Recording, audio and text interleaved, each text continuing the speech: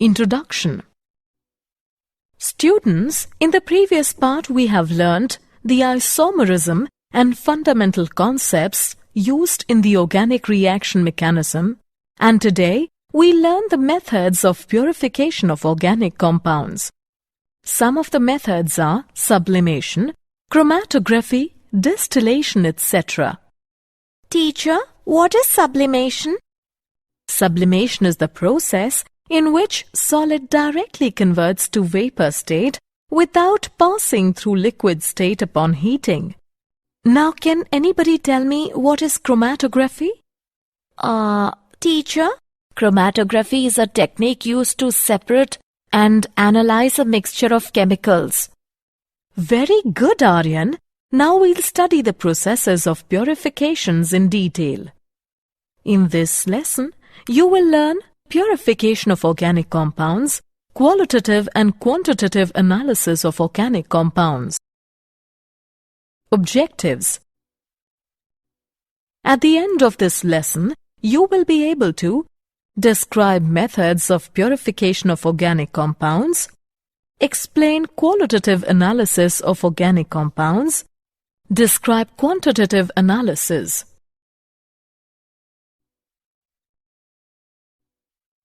Methods of purification of organic compounds. The various methods for the purification of organic compounds are sublimation, crystallization, distillation, differential extraction, and chromatography. Sublimation. Some solids change directly from the solid state to vapor state on heating. This process is termed as sublimation. It is used to separate sublimable organic compounds from non-sublimable compounds. The impure organic compound is heated in a dish covered with perforated asbestos sheet over which an inverted funnel is placed. The stem of the funnel is filled with cotton, and on heating, the part of the solid which sublimes passes through the holes in the asbestos sheet and condense on the cooler walls of the funnel. The non-sublime impurity. Crystallization. It is the most common way of purification of organic solids. It is based on the difference in the solubility of the organic compound and the solvent in which the organic compound is mixed. The impure substance is in powder form and then heated with the solvent in a flask. The amount of solvent should be just sufficient to dissolve the substance on heating. The hot saturated solution is then filtered with the hot water funnel. The hot water circulated in the outer funnel keeps the solution hot, and crystals cannot be formed in the funnel itself. The hot filtrate is cooled in the beaker and large crystals are obtained, and then the crystals are separated from the filtrate by means of filtration. Distillation. Distillation is a method for purifying liquids and separating mixtures of liquids into their individual components. On heating the liquid mixture in a flask, the components in the liquid which have low boiling point start vaporizing. The vapors are condensed in the condenser and the resulting liquid is collected in a receiver. The components of liquid which have higher boiling point vaporize later and the liquid can be collected separately. Fractional distillation. When the boiling points of the two liquids are very close, then simple distillation does not work. In that case, a fractionating column is used, which is long tube provides obstructions to the passage of the vapors upwards and to the passage of liquid downwards. The mixture of liquids A and B with 370 Kelvin and 380 Kelvin respectively boiling points is present in the flask. On heating the flask, the vapors obtained are more of A and less of B. As the vapors rise up in the fractionating column, the partially condensed liquid flows down. The vapors of B condense faster as compared to A, and the vapors moving up richer in A. The condensed liquid flowing down strikes the vapor and it consumes molecules of B. This process is repeated throughout the fractionating column, due to which the vapors escaping through the top of the column are almost of A and the liquid left in the flask almost of B. Distillation under reduced pressure. This process is used if the liquid has a tendency to decompose near its boiling point. The main neck of the flask is fitted with long capillary tube and the side neck fitted with thermometer. This side tube is connected to a condenser which is connected to the receiver at the other end.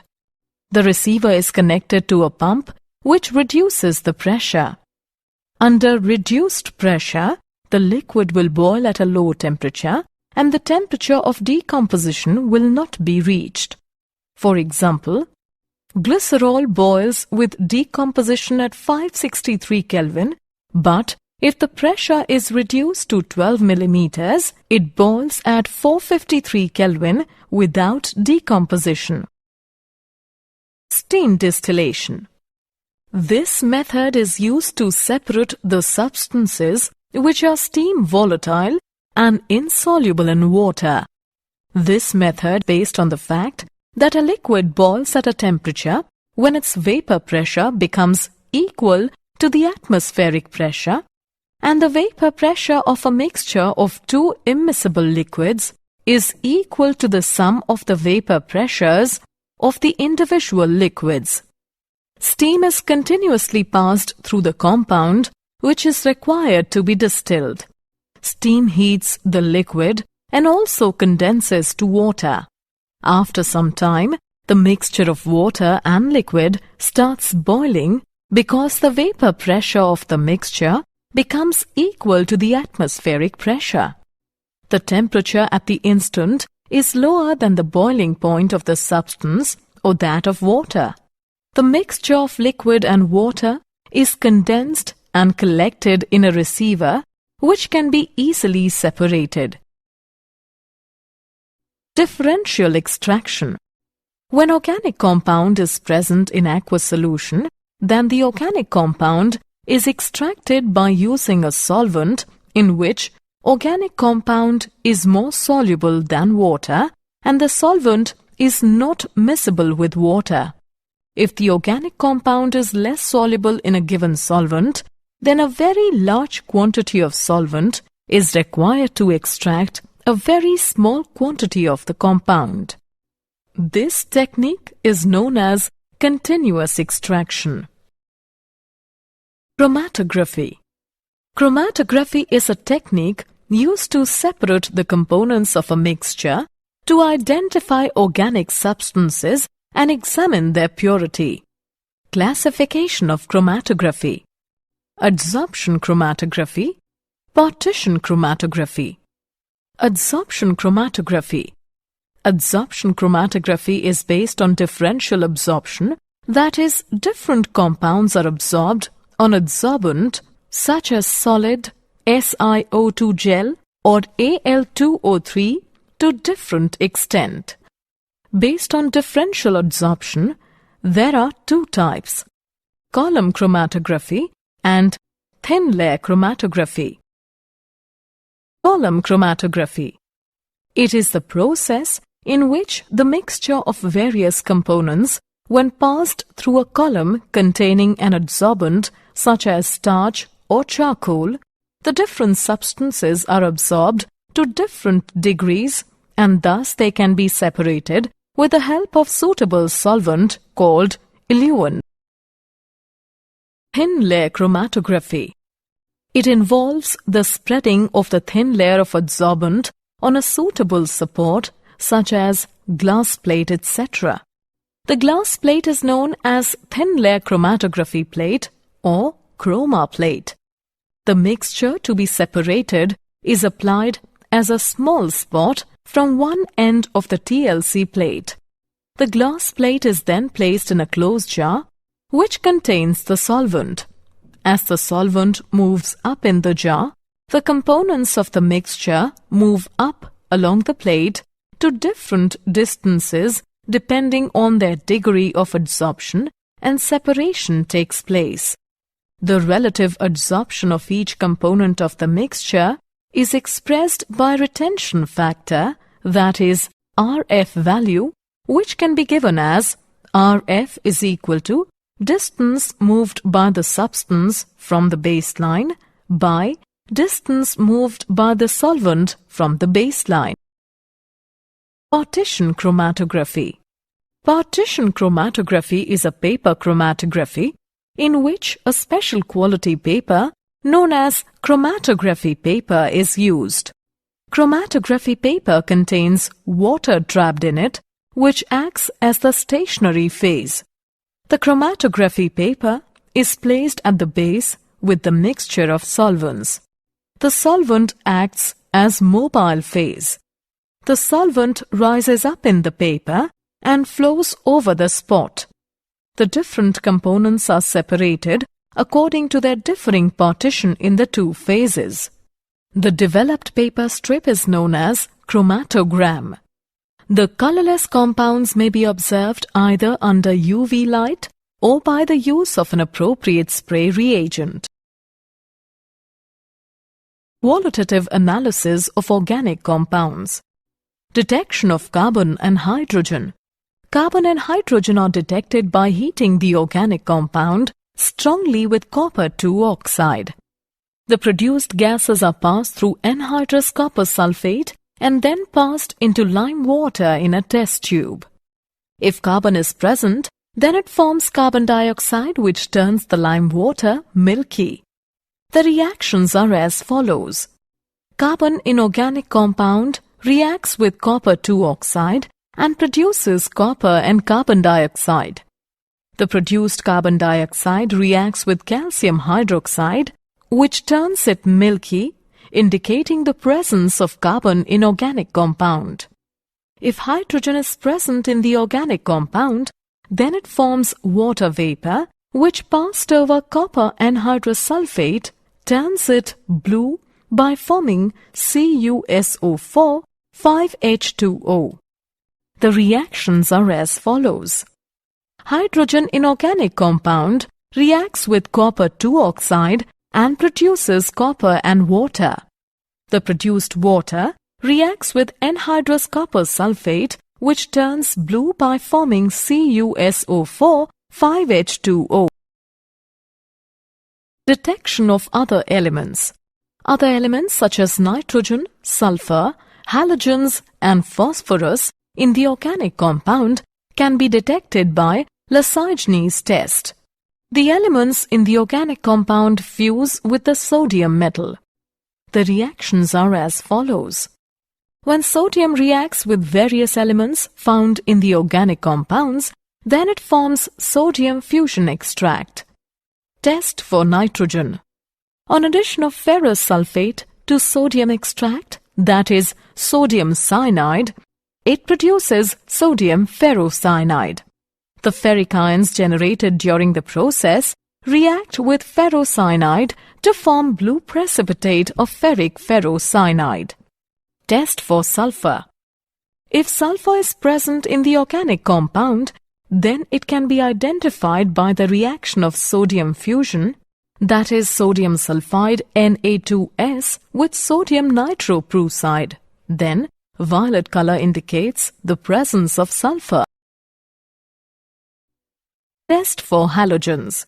The presence of halogens is tested by acidifying a portion of sodium extract, that is NaX, with dilute nitric acid and adding silver nitrate. If a white precipitate is formed which is soluble in ammonium hydroxide, it indicates the presence of chlorine. If a yellow precipitate is formed which is sparingly soluble in ammonium hydroxide, it indicates the presence of bromine. If the formed yellow precipitate is insoluble in ammonium hydroxide, then it shows the presence of iodine. If nitrogen or sulfur has been detected, the solution must be boiled for a couple of minutes to expel HCN and H2S which interfere with the test. Test for phosphorus. The presence of phosphorus can be detected by fusing the organic compound with sodium peroxide.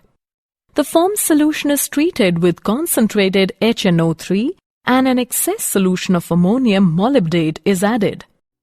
A yellow precipitate indicates the presence of phosphorus. Quantitative analysis.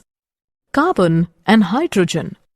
A sample of organic compound is heated to 700 degrees Celsius in a steam of pure dry oxygen and in the presence of copper-2 oxide. The hydrogen is oxidized to water and carbon to carbon dioxide. The amount of water produced is determined by passing it through anhydrous calcium chloride, and carbon dioxide is determined by passing it through solution of potassium hydroxide. The mass of hydrogen present in sample of organic compound will be 1/9, the increase in mass of the calcium chloride, and the mass of carbon will be 3/11, the increase in mass of the potassium hydroxide. Nitrogen. There are two ways for estimation of nitrogen: Dumas method and Geldel's method. Dumas method. A known mass of organic compound is heated with copper oxide in the atmosphere of carbon dioxide. Under these conditions, carbon and hydrogen are oxidized to carbon dioxide and water respectively, and nitrogen is set free. If any oxide of nitrogen is formed, it is reduced back to nitrogen by hot reduced copper. The gases produced are passed from potassium hydroxide solution through furnace. Potassium hydroxide absorbs carbon dioxide and nitrogen is collected in the upper portion of the tube. Percentage of nitrogen in organic compound whose mass is m, Gm is 28 into V into 100 divided by 22,400 into m, where V is the volume of nitrogen at STP. Geldel's method. In Geldel's method, nitrogen is estimated by ammonia gas. The organic compound is heated with sulfuric acid.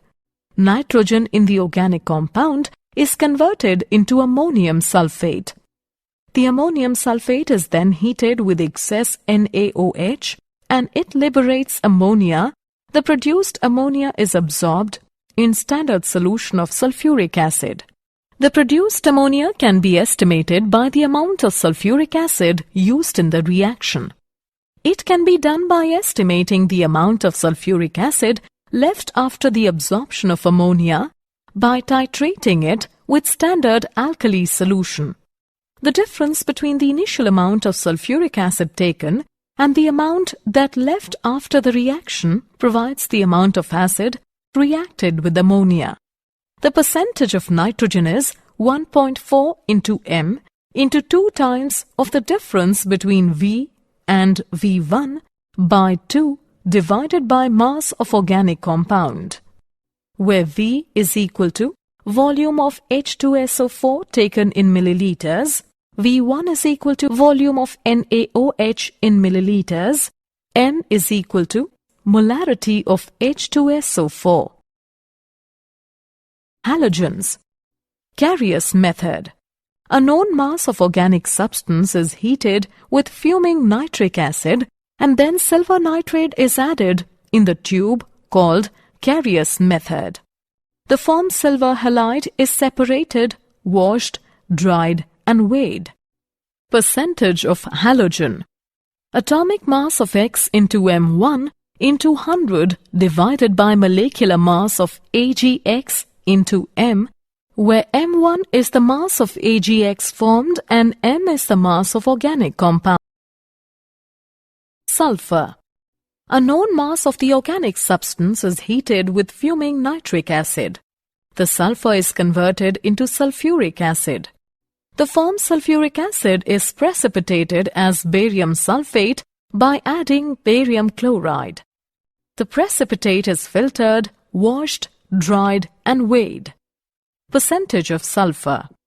32 into M1 into 100 divided by 233 into M, where M1 is the mass of barium sulfate formed and M is the mass of organic compound. Phosphorus. The organic compound containing phosphorus is heated with fuming nitric acid and phosphorus is oxidized to phosphoric acid.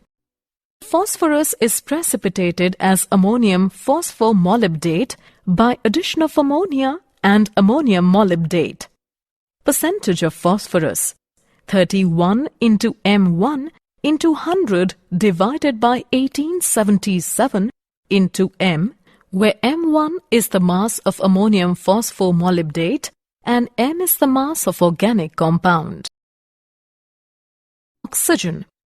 The percentage of oxygen in an organic compound can be determined by the method of difference.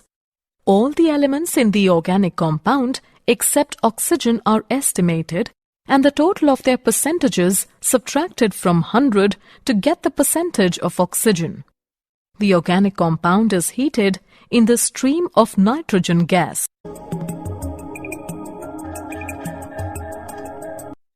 The formed mixture of gases is passed through red-hot coke and oxygen gas is converted into carbon monoxide.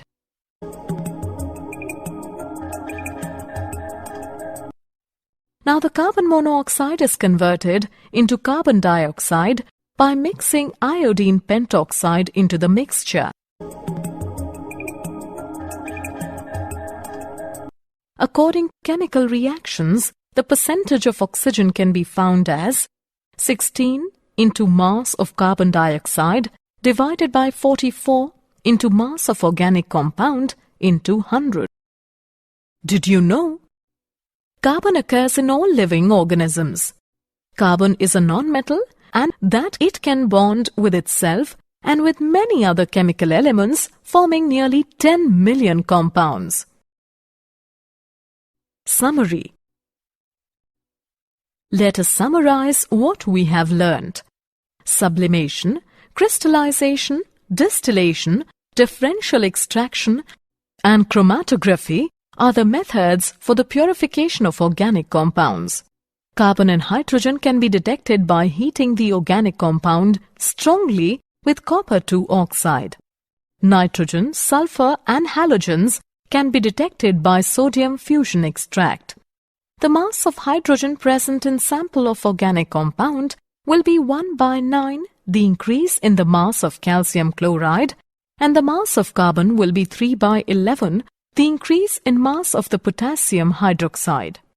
Percentage of nitrogen in organic compound whose mass is mgm is 28 into V into 100 divided by 22,400 into m, where V is the volume of nitrogen at STP. Percentage of halogen in organic compound is atomic mass of X into M1 into 100 divided by molecular mass of AgX into M, where M1 is the mass of AgX formed and M is the mass of organic compound. Percentage of sulfur in organic compound is 32 into M1 into 100 divided by 233 into M, where M1 is the mass of barium sulfate formed and M is the mass of organic compound. Percentage of phosphorus in organic compound is 31 into M1 into 100 divided by 1877 into M, where M1 is the mass of ammonium phosphomolybdate and M is the mass of organic compound. Percentage of oxygen in organic compound is 16 into mass of carbon dioxide divided by 44 into mass of organic compound into 100.